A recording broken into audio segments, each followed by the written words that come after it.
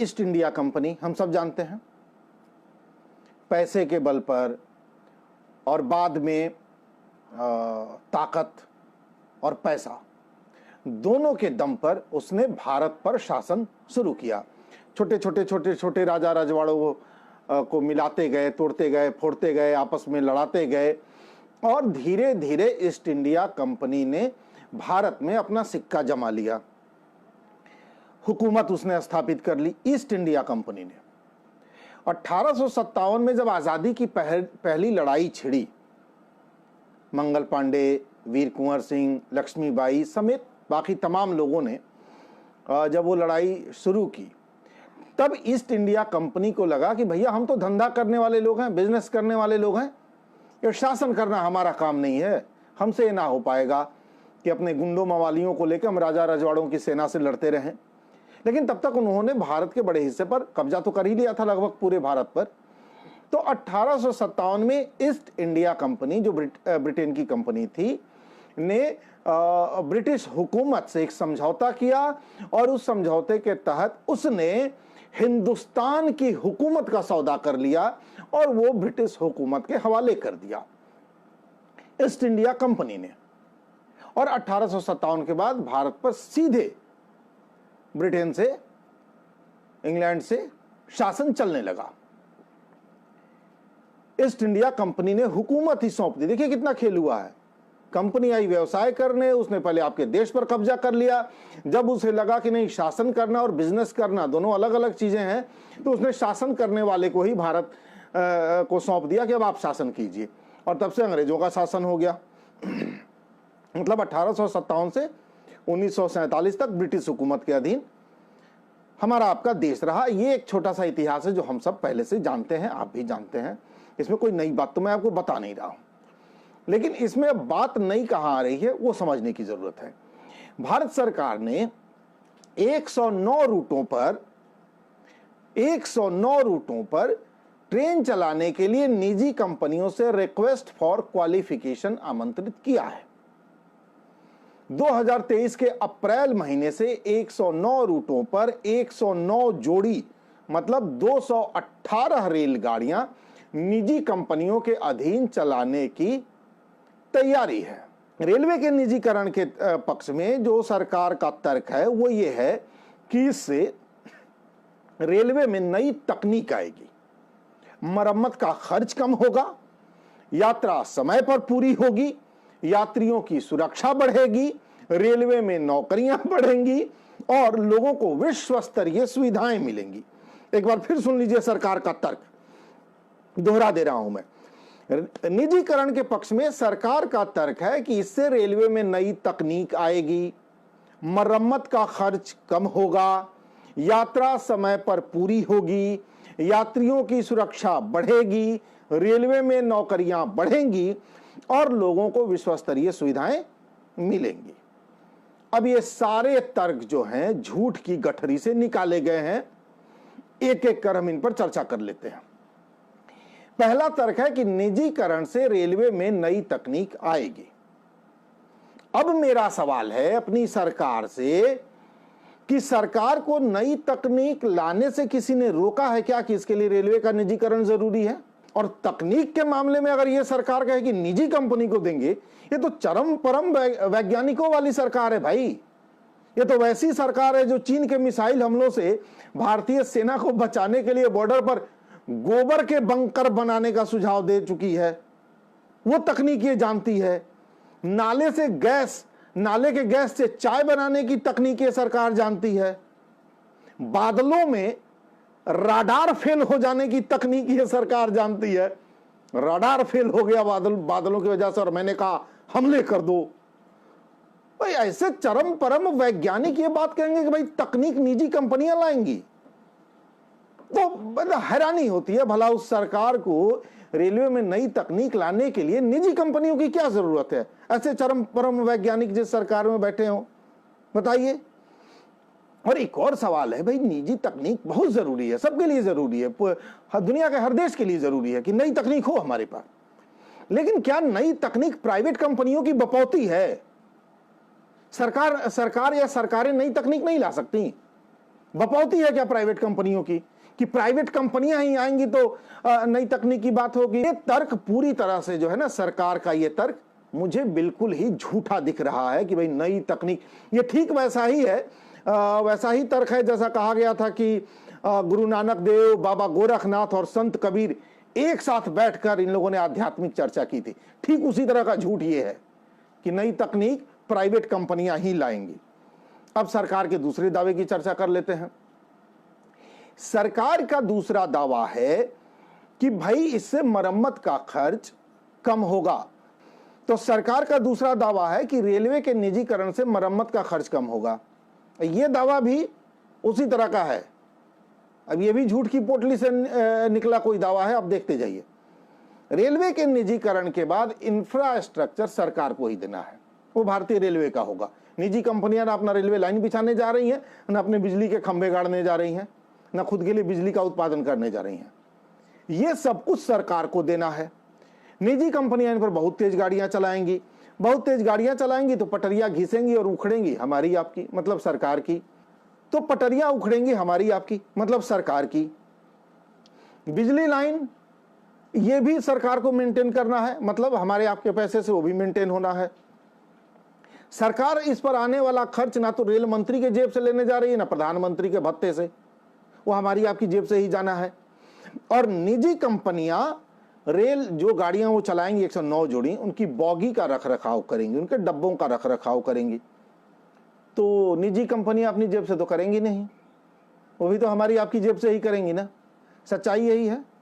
मतलब सरकार भी जो उनके लिए पटरियां मेंटेन करे, बिजली की लाइन मेंटेन करे या बाकी इंफ्रास्ट्रक्चर मेंटेन करेगी, वो खर्चा भी हमको आपको अपनी जेब से देना होगा। और निजी कंपनियां उस पर जो धड़ाधड़ ट्रेन दौड़ाएंगी, उनकी बॉगी के मेंटेनेंस और बाकी खर्चे भी हम ही आपको देना पड़ेगा। मतलब दोनों तरफ से मारे गए गुलफाम ही। तो सरकार का ये तर्क भी झूठा है। अब बात करेंगे तीसरे तर्क की। निजीकरण के पक्ष में सरकार का तर्क है कि इससे यात्रा समय पर पूरी होगी। अरे वाह भाई, आप क्यों नहीं समय पर पूरी करवा देते यात्रा? किसने रोक रखा है आपको? नेहरू जी ने ट्रेन की रफ्तार कम कर दी है कि रास्ते में खड़े होकर आपके ड्राइवर को चाय पिलाने लगते हैं? क्या कर लेते हैं? चलाइए ना समय पर ट्रेन, पहुंचाइए समय पर ट्रेन। किसने आपको रोका है? इतना बड़ा महकमा है, इतना बड़ा इंफ्रास्ट्रक्चर है, इतना बड़ा नेटवर्क है, दुनिया का दूसरा सबसे बड़ा नियोक्ता है रेलवे, सबसे ज्यादा लोगों को नौकरी रेलवे ने दी है। तो इतने कर्मचारी हैं आपके पास, क्यों नहीं समय पर आप ट्रेन पहुंचा सकते हैं?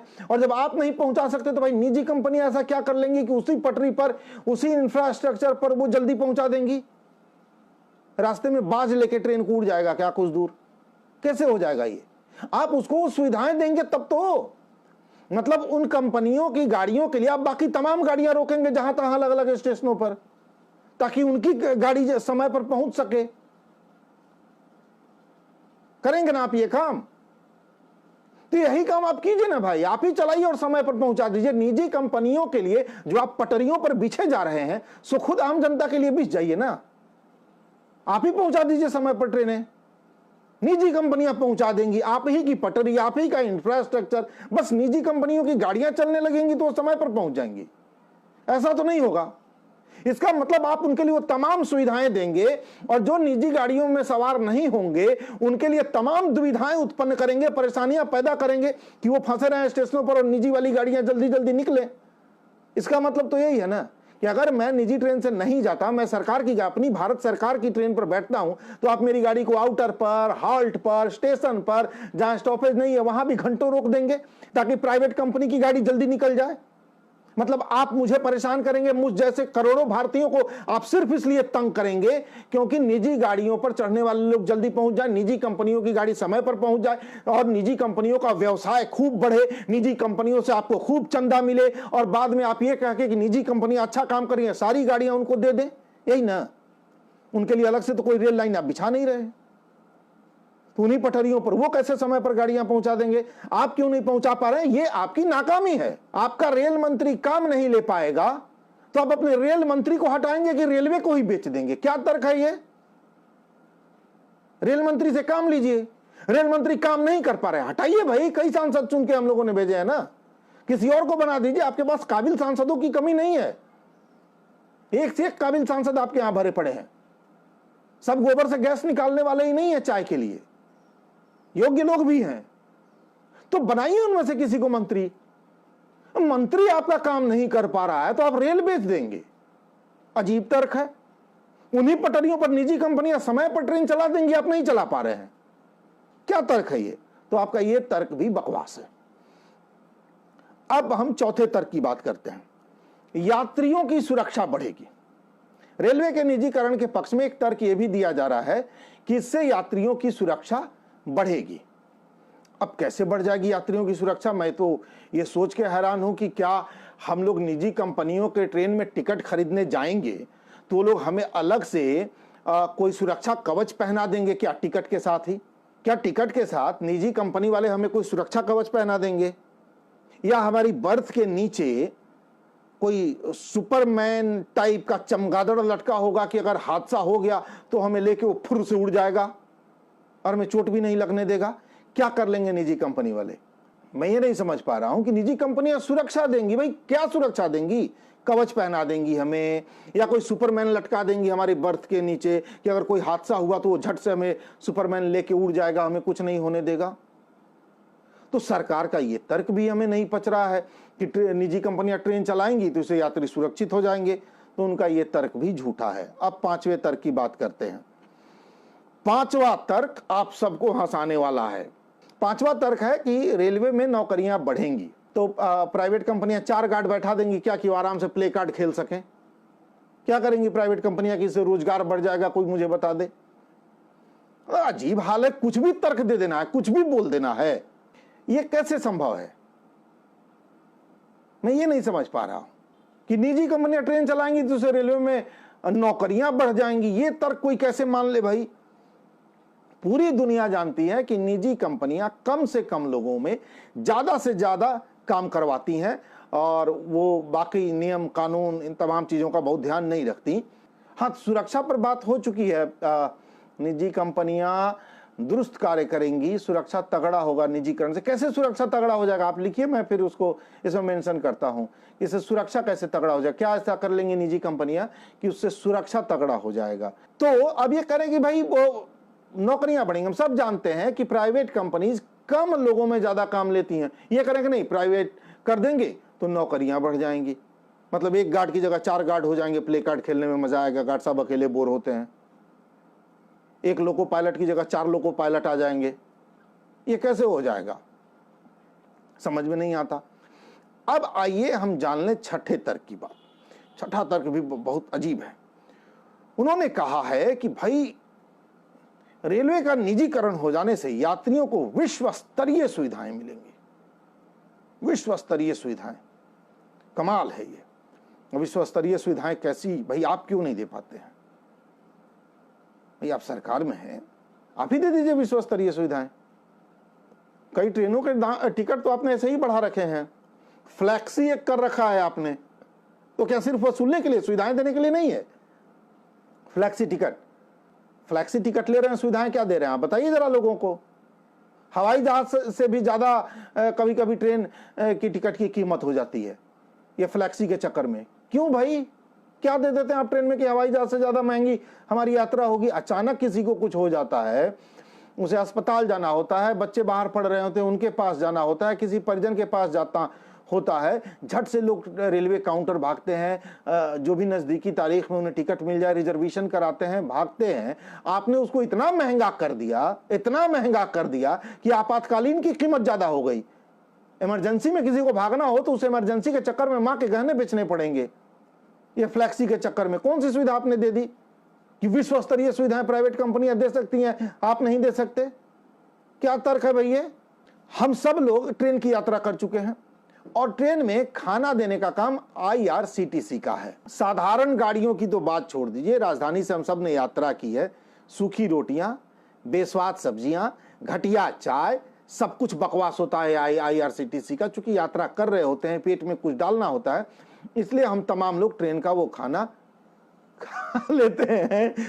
इसी IRCTC को भारतीय रेलवे ने दिल्ली से लखनऊ और मुंबई से अहमदाबाद के बीच चलने वाली तेजस ट्रेन की जिम्मेदारी दी है।